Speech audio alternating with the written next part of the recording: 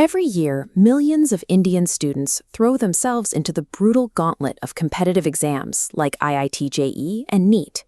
The sheer volume of applicants turns testing centers into high-stakes battlegrounds. The accepted blueprint for survival is punishing. Students are told to grind through endless all-nighters, memorize mountains of data, and endure intense militaristic scrutiny just to get to their desks. But if raw, brute force effort is the definitive formula for success, we have a math problem. The vast majority of these incredibly hardworking teenagers still completely burn out and fall short of the cutoff. When you look closely at the data and speak with students who actually secured top-tier national ranks, a different pattern emerges. Their actual day-to-day strategies actively contradict what the massive coaching industry tells them to do.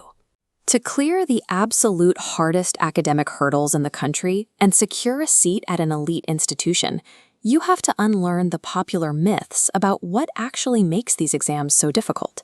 The first trap is complexity. The assumption is that to beat these exams, you must devour the most complicated, dense academic material. Top rankers often discover the opposite is true. Students like Stuti Jain, who secured a top 4,000 rank in the JEE Advanced, found that excessive, in-depth theory actually created dangerous confusion rather than clarity. The counterintuitive move is to put down the massive reference tomes and drill exclusively into foundational texts. It is about understanding the core mechanisms of a concept inside and out, rather than memorizing highly complex edge cases.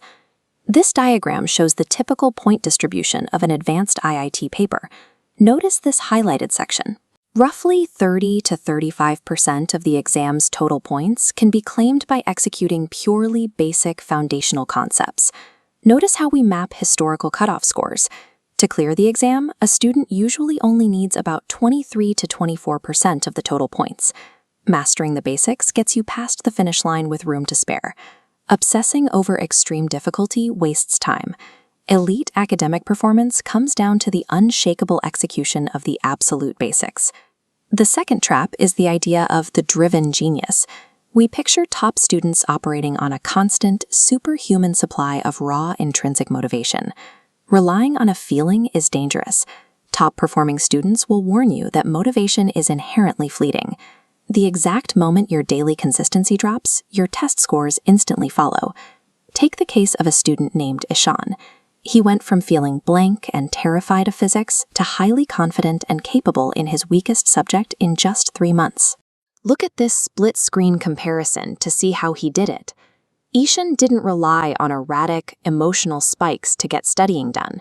He built an unglamorous, steady system of short daily classes, simple checklist completion, and strict external accountability. Attempting to run entirely on emotional inspiration leads straight to burnout. High-level execution requires boring, bulletproof daily systems that do the work when you don't feel like it. Finally, there is the demand for perfection. Many students believe that every mock test must be flawless, and a single bad score is a catastrophe. Siddharth, who secured an elite top 1,000 rank, operated on a different philosophy.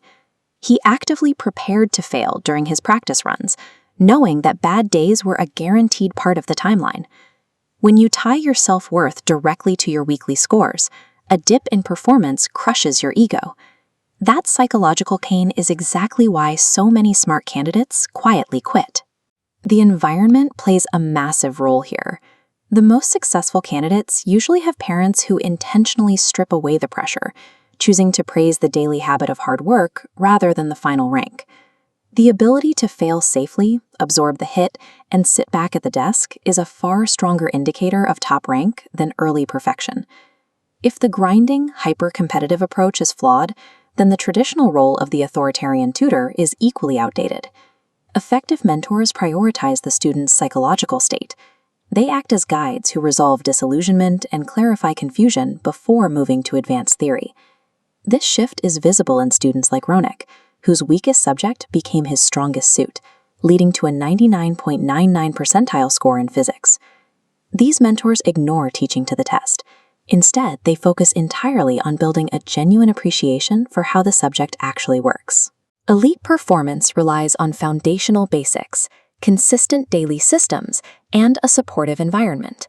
By removing the friction of confusion and the weight of anxiety, these students find they can finally focus on the logic of the subject, and the high rank becomes a natural byproduct of that mastery.